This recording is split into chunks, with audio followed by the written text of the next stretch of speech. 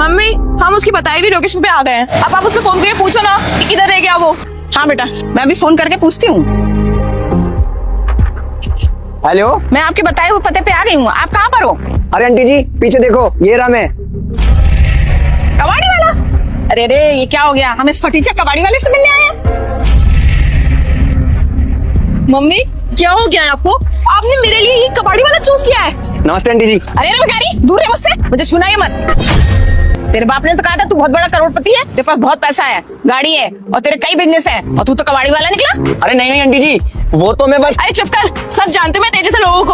और मेरे को तो एक बात समझ में नहीं आ रही कि तूने और तेरे बाप ने हमसे ये बात छुपाई क्यों कि तू एक कबाड़ी वाला है और घर का जाके कबाड़ी बिनता है। अरे आप दोनों मुझे गलत समझ रहे हो। मेरे पापा ने आपसे कोई झूठ नहीं बोला है। मैं सच में करोड़पति इंसान हूँ और मेरे बहुत सारे बिजनेस भी हैं और बहुत सारी गाड़ियां भी है मेरे पास। अरे बस बस, बहुत झूठ बोल गया तूने हमसे। अगर मुझे पता होता मैं अपनी बेटी के लिए कबाड़ी वाली से मिलने आ रही हूँ तो कभी नहीं आती मैं यहाँ पर, और ना ही तेरे बाप से कोई व्यवहार रखती।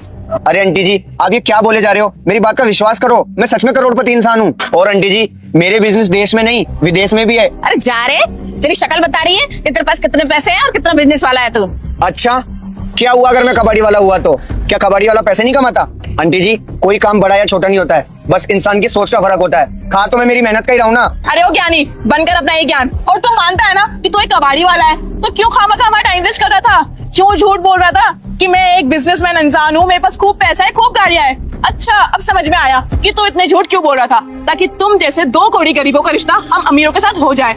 पर मैं ऐसा बिल्कुल भी नहीं होने दूंगी। अरे तुम लोग ना हमारी जूती के बराबर भी नहीं हो। आगे बात समझ में? मैं समझ चुका हूँ, तुम्हारे लिए इंसान मैटर नहीं करता, पैसा मैटर करता है। हाँ हमारे लिए पैसा मैटर करता है, और मैं पागल नहीं हूँ जो तुम जैसे भिखारी के साथ शादी कर लूंगी।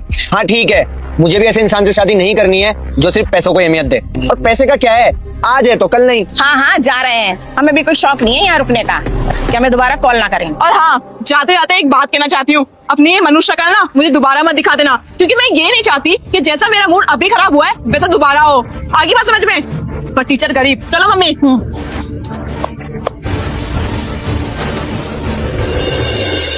बेटा उसकी शक्ल देख के तो मेरा सारा मूड ही खराब हो गया था। हाँ माँ सही कह रहे हो, पूरा मूड खराब कर दिया और आज का दिन भी बहुत बेकार गया। और उसके बाप ने ना हमसे झूठ बोल के बिल्कुल भी अच्छा नहीं किया है, उसको तो मैं बाद में देखूंगी। मैम साहब। हाँ भाई, अब तू भी बोल ले, अब तू भी सता ले हमको। वो मैम साहब मैं ये कह रहा था कि अगले महीने मेरी बहन की शादी है, तो आपको जरूर आना है। अरे साफ साफ क्यों नहीं कहता है? तुझे पैसा चाहिए इसीलिए तू हमें न्योता दे रहा है। हाँ मम्मी सही कह रही हो आप, इन छोटे लोगों का ना ये प्रॉब्लम है। मैडम जी, हाँ ये पंखा ना मुझे कबाड़े में मिला, इसे मैं ले जाऊंगा, मुझे इसकी बहुत जरूरत है। हाँ हाँ ले जा, हमारे किसी काम का नहीं है। धन्यवाद मैम साहब। इसे यहीं रख, तेरे बाप का नहीं है जो इसको लेके जा रहा है। बहू ये क्या तरीका है बात करने का? तो मैंने उसे कह दिया ना ले जाने के लिए, ले जाने दे। मम्मी जी आप तो चुप ही रहिए, आप नौकरों को सर पे चढ़ा के रखते हो। ये क्या इसके बदले पैसे देके जा रहा है क्या आपको? अरे अब क्या तू इस कबाड़ के पंखे के भी पैसे लेगी उससे? गरीब आदमी है, कहाँ से देगा पैसा? और फिर हमारे किसी काम का नहीं है, उसके पास पंखा नहीं होगा इसीलिए मांग रहा है ना, ले जाने दे उसे, उसके काम आ जाएगा। और फिर कबाड़ी को बेचेगी ना तो 50-60 रुपए से ज्यादा नहीं मिलेंगे, वो मैं तुझे दे दूंगी, समझी? अरे मुझे नहीं चाहिए कोई पैसे वैसे, अगर इन जैसे गरीबों को सर पे चढ़ाओगे ना तो ये हमारे लिए मुसीबत कर देंगे। मैं बेचूं इसे 50 का या 500 का, दूंगी कबाड़ी वाले को ही, इसको तो बिल्कुल नहीं दूंगी। कैसी बातें करती है तू बहू? उसकी मजबूरी तुझे दिखाई नहीं दे रही? और पंखा ही तो मांग रहा है। पंखा जरूरत की चीज है, उसे जरूरत होगी तभी तो मांग रहा है वो, और हमारे किसी काम का नहीं है। क्या फर्क पड़ता है देने में? क्यों, हमने क्या ठेका ले रखा है क्या इनका? इनको जरूरत है तो खुद खरीद लेगा।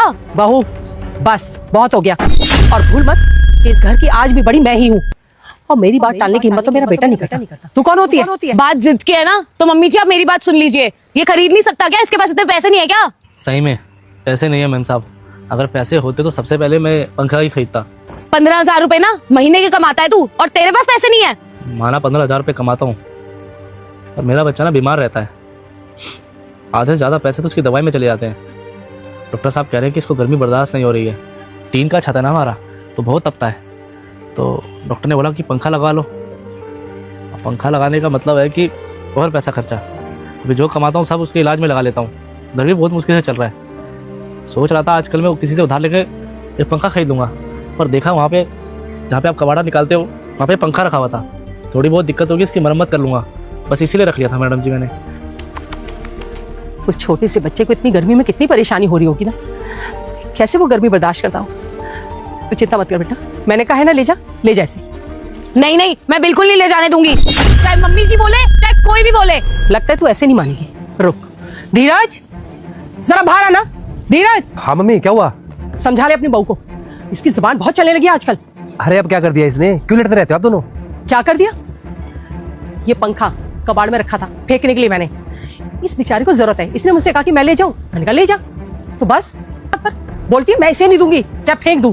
अरे मेरी बात आज तक इस घर में तूने नहीं काटी, इसकी हिम्मत कैसे होगी मेरी बात काटने की? हाँ तो पंखा ही तो है, वैसे भी हमारे काम का नहीं है, दे दो इसको। अरे क्यों ले जा, फ्री के आ रहे हैं क्या? मैं नहीं दे रही। सुन लिया, देख लिया कैसे बोलती है ये।